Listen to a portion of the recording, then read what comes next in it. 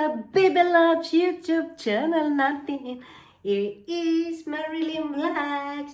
Ngayon guys ay medyo back to normal na ang aking health. So, pero konti na lang, konting coughing na lang is okay na back to normal. So guys, thank you for always supporting me guys. And now we are now going to cook at my small kitchen guys. So guys, ayan o, yung nilaga kong mais, medyo okay na at ako'y nag-grave ng mais guys. Ngayon guys, magluluto tayo kasi nagugutom ako guys. So ngayon, magluluto at the same time, magkikwentuhan tayo mga baby loves.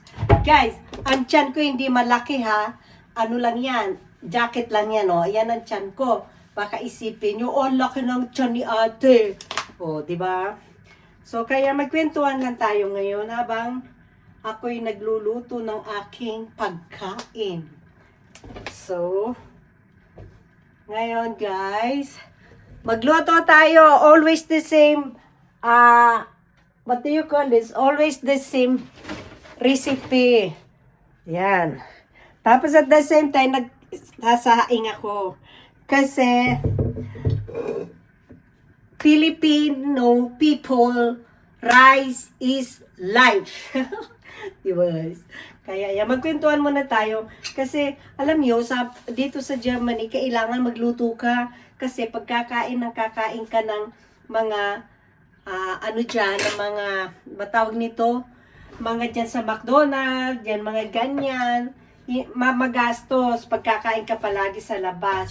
So ngayon, kaya ako napipilitan ako magluto ng pagkain ko dito sa bahay kasi dito, budget lang ang aming mga pera dito sa Germany, sa Europe, budget lahat ang pera. Bahay, upa ng bahay, kuryente, mga bills, telephone, insurance ng sasakyan, and then padala ng Pilipinas. So, yan. Kaya ito, binili kong manok is 1 kilo to guys. Iluluto ko na siya lahat para yung iba, ipipreserve ko siya at hindi ako luto ng luto everyday. So, ngayon, ipapride muna natin siya ng bongga. So, ang inano ko lang dito guys, kasi pag nag-aadobo ako, kalamansi ang nilalagay ko. Kalamansi at saka bawang. Bahala na si Batman pagka nangamoy bawang tayo. Ngayon guys, magi-grave ako ng mais. Kakain tayo ng mais guys habang mainit pa ang mais. Kasi masarap siya kumain ng mais guys. So, ayan. Alam mo ba guys, pag pumunta ka sa mga carnival dito, ang isang piraso ng mais dito, 4 euro. No? Pero pagka binili mo lang sa supermarket, magkano lang ang mais dito? Nasa 2 euro. Ayan guys, sarap.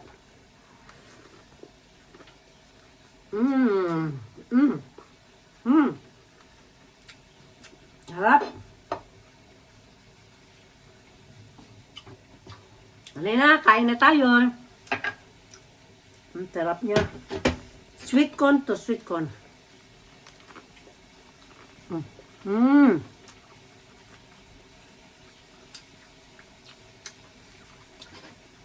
Kasi guys, kami dito, mga sa abroad, isang beses lang kami kumakain dito sa isang araw.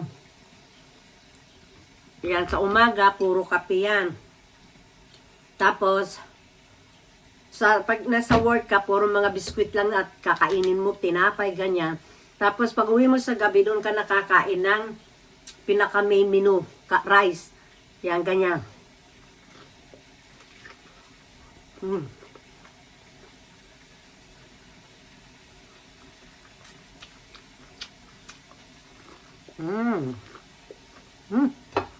Sarap.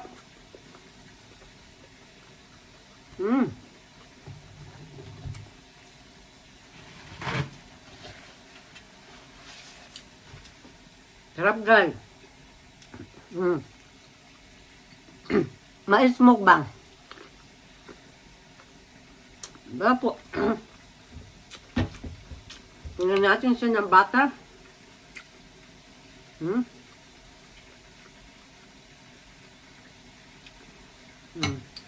And then salt a little bit. And then ngapain.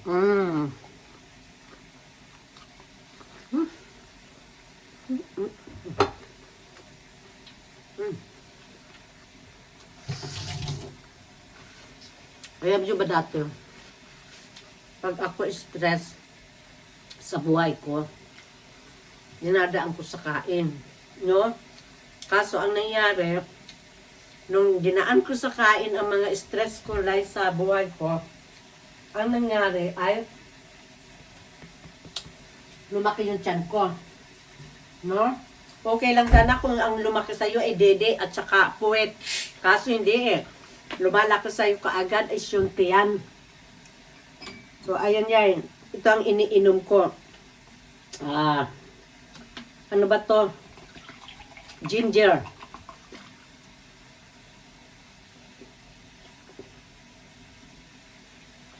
Ginger juice. Ayan. Ang sarap na mais.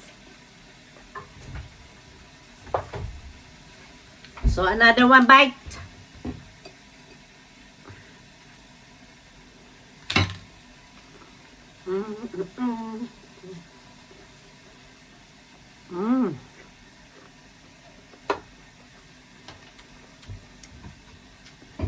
So, ano natin guys yung ating niluluto.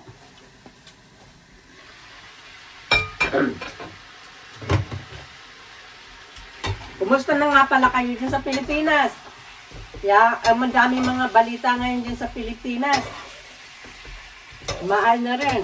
Grabe. Wala na talagang pagbabago dyan sa Pilipinas. Kailangan na talaga babalik ang mga Duterte. Kasi ngayon, nung naging Pangulo si PRRD, gumanda ang Pilipinas, guys.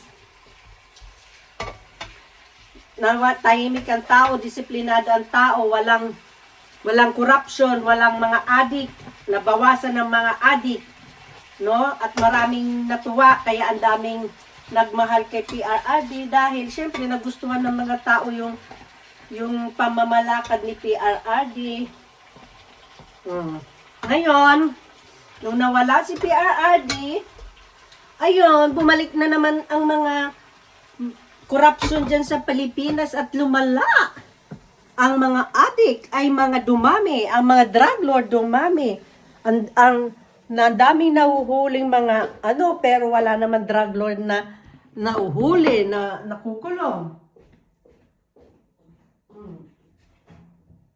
Kaya yun.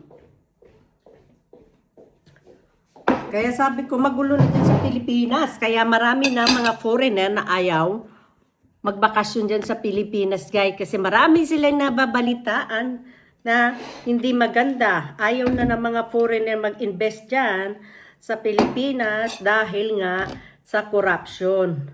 Imagine, guys, siyempre yung mga news dyan sa Pilipinas, nalalaman ng mga foreigner dito. Dahil may mga asawa rin silang Pilipina at saka mga foreigner, may silang magbasa, ng mga news na ibang bansa, guys.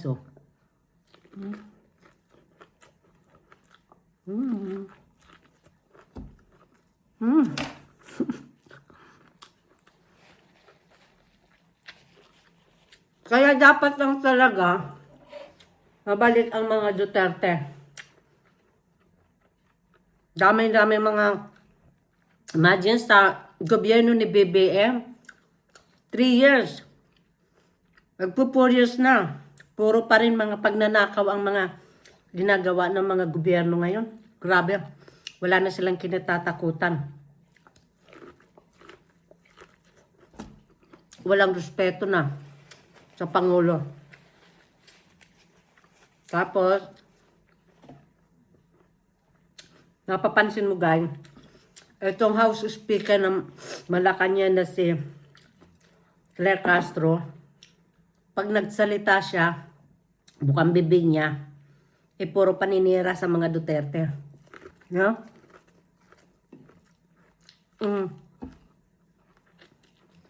Napapansin ko lang, damon na hindi siraan nila ang mga Duterte, damon na dinudurog nila ang mga Duterte, lalo silang minamahal ng mga tao.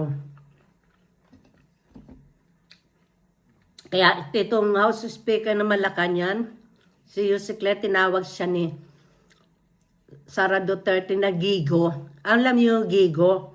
Garbage in, garbage out daw ang lumalabas sa bibig niya.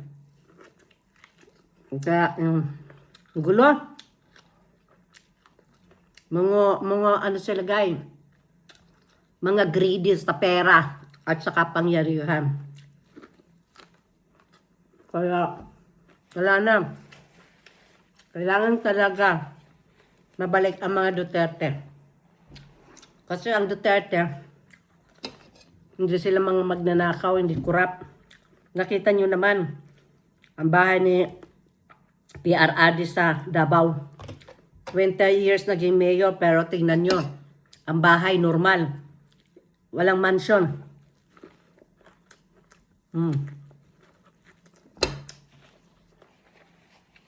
Kaya yan. Kasi alam nyo, ang taong nabibili ng pera. Alam nyo ba, sabihin ko lang sa inyo ang totoo,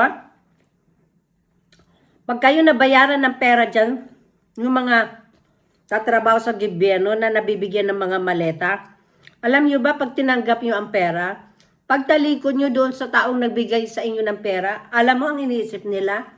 Mukhang pera yan. Pera-pera lang yan, nababayaran yung mga prinsipyo niyan.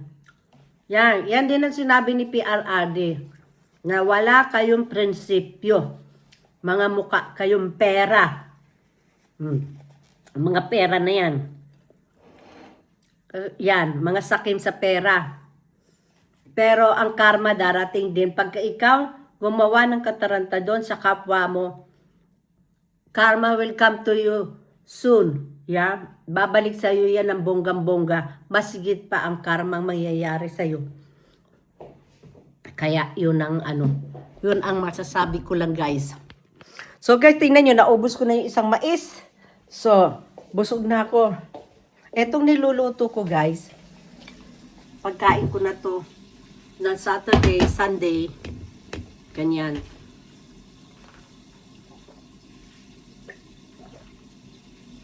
Oh, ang sarap. So guys, ano na dito, alas 2 na dito ng hapon.